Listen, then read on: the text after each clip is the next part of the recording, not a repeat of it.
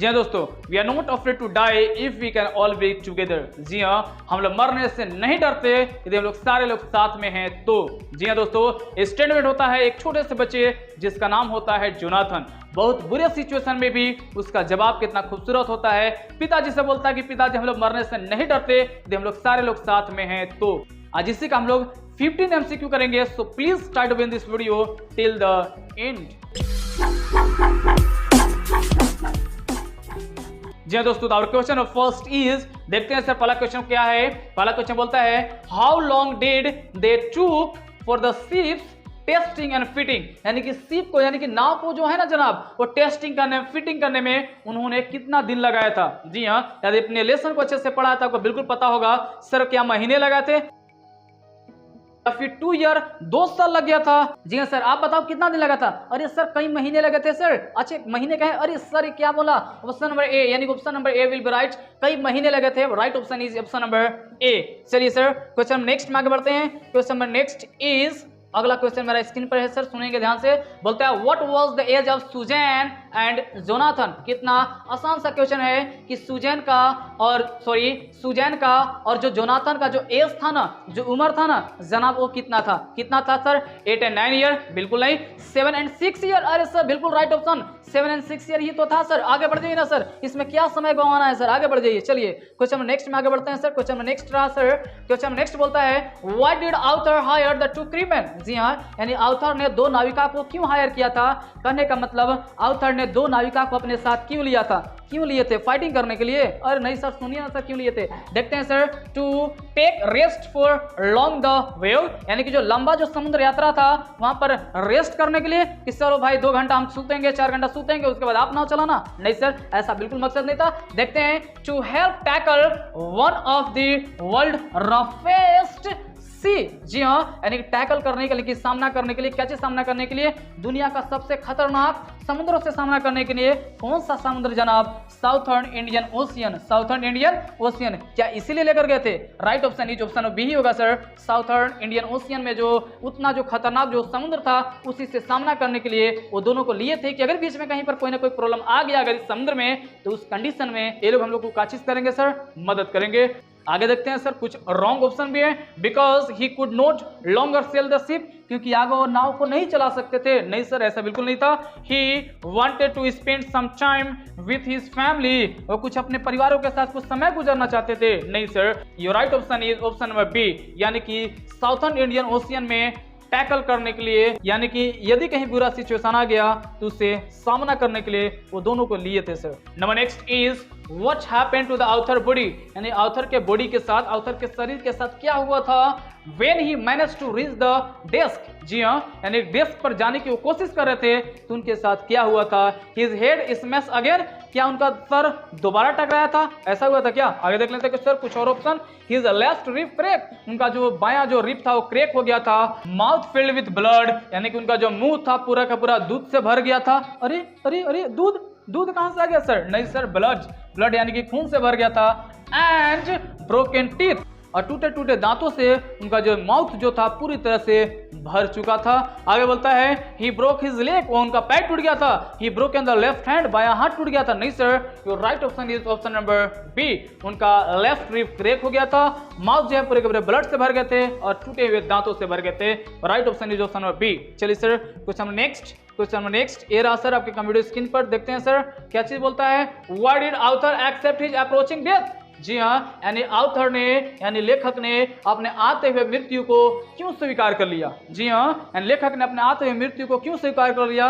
देखते हैं sir, periods had attack the ship, यानी जो अटैक हो गया था शिप पर, ऐसा कुछ नहीं sir. Because he was injured by the explosion, धमाका से उनको बहुत ज्यादा चोट लगा था, वो बहुत ज्यादा इंजर्ड हो गए थे। ऐसा भी नहीं था sir. He was thrown in the sea, वो समुद्र में गिर गए थे। ऐसा था क्या? आगे बोलता है ही वॉज स्टेबल, वो पूरी तरह से स्टेबल थे। नहीं sir, your right option is option number C, he was thrown in the sea, यानी कि वो जो है समुद्र में गिर गए थे, इसलिए उन्होंने सोच लिया था कि अब मेरा मृत्यु आना तय है, कोई भी मुझे यहाँ पर बचा नहीं सकता है। चलिए सर क्वेश्चन नेक्स्ट की ओर आगे बढ़ते हैं सर। क्वेश्चन नेक्स्ट क्या बोलता है देखते हैं सर। क्वेश्चन नेक्स्ट बोलता है व्हाट डिड दे डू। जी हाँ, व्हाट डिड दे डू, यानी कि उन्होंने क्या किया to slow down the boat, boat को स्लो डाउन करने के लिए यानी कि नाव को धीमा करने के लिए, स्टॉर्म यानी तूफानों से धीमा करने के लिए नाव को उन्होंने क्या किया, स्टॉप सेलिंग, नाव चलाना ही बंद कर दिए। नहीं सर, ऐसा तो नहीं हुआ था।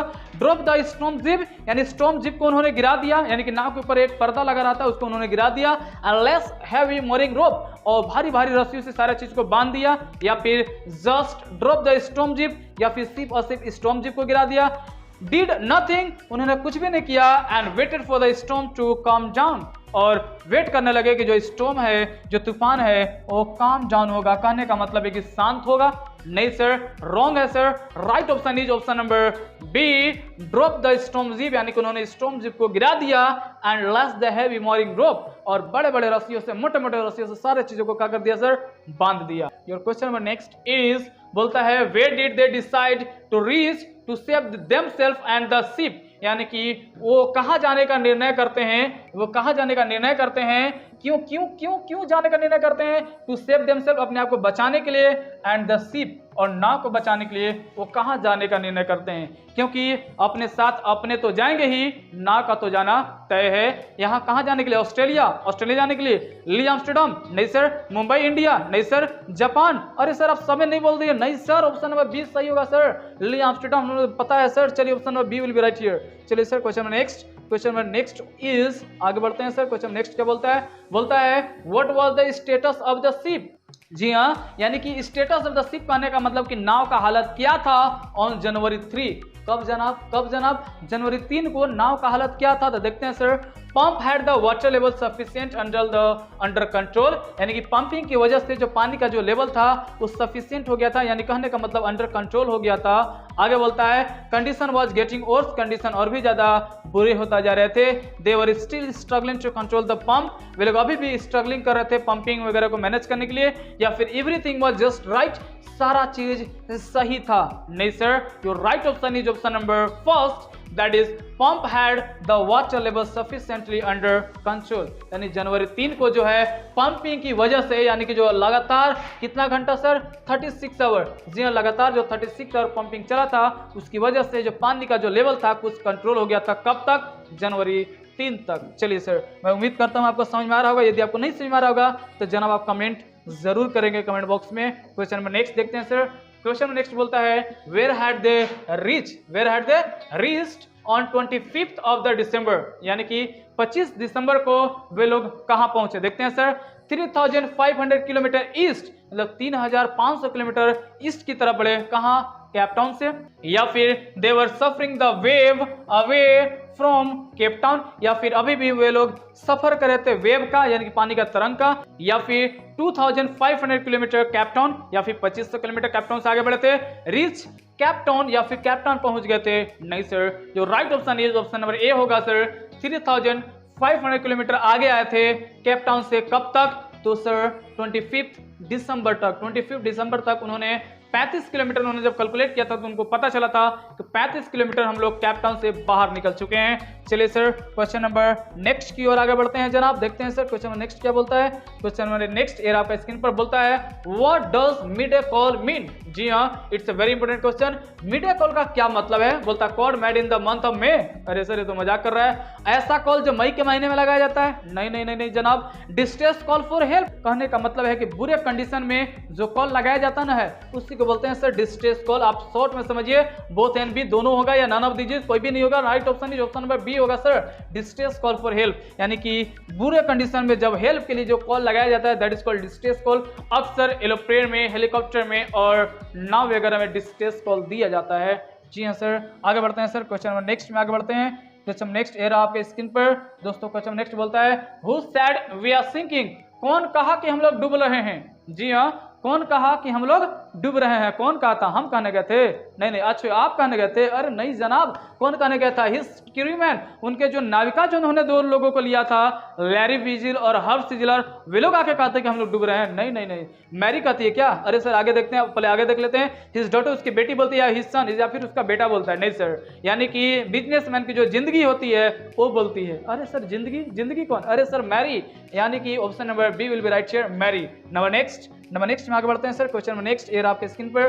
कौन नेक्स्ट क्वेश्चन क्या बोलता है, बोलता है हु सैड, कौन कहा, we aren't afraid of dying, यानी हम लोग मरने से नहीं डरते, if we can all be together, यानी हम लोग सारे लोग यदि साथ में है तो हम लोग मरने से नहीं डरते, यू आप साथ में है, मम्मी साथ में है, and Susan and I, Susan है और मैं जब साथ में हूं तो हम मरने से नहीं डरते। कौन कहा था सर? सर बहुत सिंपल क्वेश्चन है, जोनाथन बाबू साहब बोले थे। क्वेश्चन नेक्स्ट आगे बढ़ते हैं सर। क्वेश्चन नेक्स्ट क्या बोलता है जनाब? नेक्स्ट क्वेश्चन बोलता है सर, नेक्स्ट क्वेश्चन क्या बोलता है, what was the first indication of the disaster, यानी कि दोस्तों फर्स्ट इंडिकेशन क्या था डिजास्टर का, यानी कि जो आपदा उनके पास जो आने वाला था उसका फर्स्ट इंडिकेशन पहले उन लोगों को पता चल गया था कुछ ना कुछ होने वाला है। तो पहला इंडिकेशन क्या था, अराउंड 6 PM शाम को 6 बजे, व्हेन विंड ड्रॉप, जो हवाएं हैं अचानक से रुक गई थी, स्काई ड्रू डार्कर, और जो आकाश था ना जनाब वो पूरे तरह से काला हो गया था। वे लोग समझ गए थे कि कुछ ना कुछ हम लोगों के साथ अच्छा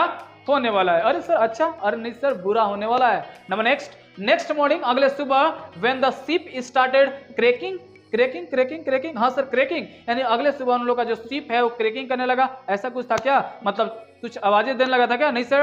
व्हेन इट स्टार्टेड रैनिंग, या फिर व्हेन इट स्टार्टेड रैनिंग, या फिर वहां पर बारिश शुरू हो गई थी, व्हेन विंड वर स्ट्रॉन्ग, जब हवाएं जो थी वो तेज हो गई थी, ऐसा कुछ था? नहीं सर, यही था sir, option number A will be right here, यानी कि अराउंड 6 PM लगभग शाम को 6 बजे हवाएं जो है अचानक से रुक गई थी, and the sky grew darker, और जो आकाश था ना जनाब वो अचानक से काला हो गया था। आगे बढ़ते हैं सर, क्वेश्चन नंबर 14 की ओर। क्वेश्चन नंबर 14 क्या बोलता है जनाब? क्वेश्चन नंबर 14 बोलता है, देखते हैं सर, क्वेश्चन नंबर 14 बोलता है व्हाट हैपेंड, यानी कि क्या हुआ।